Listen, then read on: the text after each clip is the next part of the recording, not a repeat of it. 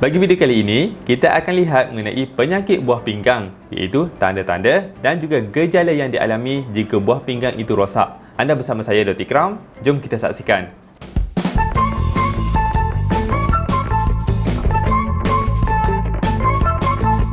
Assalamualaikum warahmatullahi taala wabarakatuh. Berjumpa lagi pada video kali ini.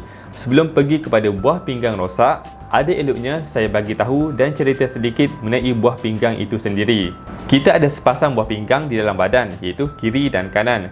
Fungsi dia ialah sebagai penapis ataupun filter. Darah akan lalu buah pinggang dan buah pinggang akan menapis darah yang lalu tadi. Bahan kumuh, toksin dan air berlebihan akan dikeluarkan daripada badan, iaitu melalui air kencing. Selain berfungsi sebagai penapis, buah pinggang juga ada fungsi yang lain. Di dalam buah pinggang ini, dia ada sistem penyerapan yang kompleks.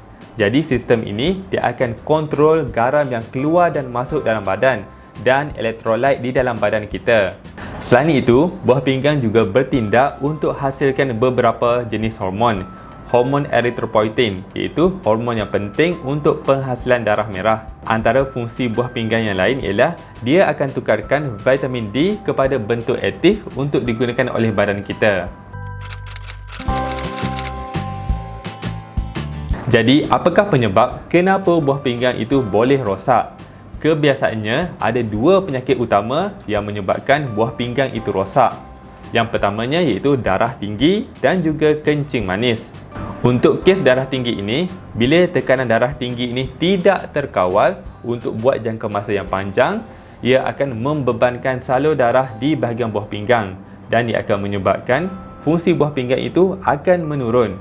Bagi penyakit kencing manis pula, gula yang tinggi di dalam badan, gula yang tinggi di dalam darah ini akan merosakkan filter di dalam buah pinggang itu. Dan sebab itulah penyakit darah tinggi dan kencing manis adalah punca utama kenapa buah pinggang itu rosak. Banyak lagi sebab lain yang boleh menyebabkan buah pinggang itu rosak. Contohnya penyakit iaitu polycystic kidney disease, penggunaan ubat NSAID ataupun ubat tahan sakit, penyakit autoimun atau keadaan yang menyebabkan aliran air kencing yang nak keluar itu terhalang, seperti penyakit batu karang dan penyakit prostat. Itulah antara beberapa punca kenapa berlakunya buah pinggang rosak. Jadi bila buah pinggang dah rosak ini, apakah tanda-tanda yang pesakit akan alami?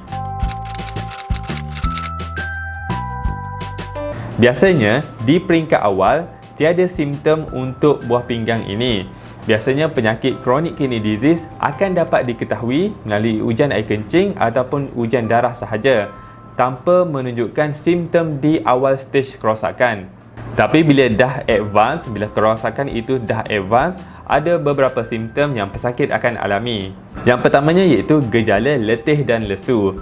Macam saya bagi tahu di awal video tadi, buah pinggang kita dia akan keluarkan satu jenis hormon yang special, iaitu erythropoietin. Ianya untuk menghasilkan darah merah. Bila buah pinggang itu rosak, hormon ini akan berkurang dan akan menyebabkan sel darah merah itu juga berkurang.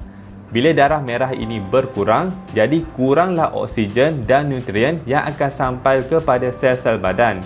Jadi proses ini semua akan menyebabkan pesakit itu akan rasa letih dan juga lesu. Yang kedua iaitu bengkak. Bila buah pinggang itu kurang berfungsi, ia tak dapat keluarkan air yang berlebihan di dalam badan. Jadi air ini akan retain di dalam badan dan biasanya air akan berkumpul di bahagian seperti kaki dan juga tangan. Simptom ketiga, lelah juga mungkin berlaku.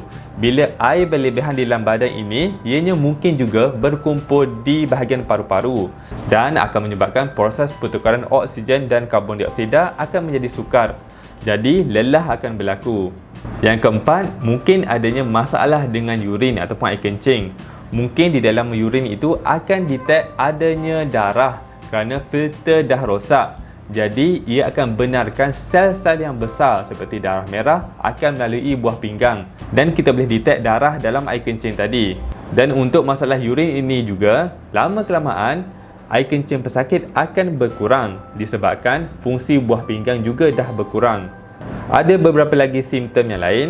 Sekiranya anda ada masalah ini semua, pergilah berjumpa doktor di klinik berhampiran anda. Saya rasa itu sajalah video kali ini berkaitan buah pinggang dan juga tanda buah pinggang yang rosak. Sekiranya anda rasa video ini bermanfaat dan berguna untuk anda boleh tekan like dan subscribe kepada channel ini. Sehingga berjumpa lagi. Assalamualaikum.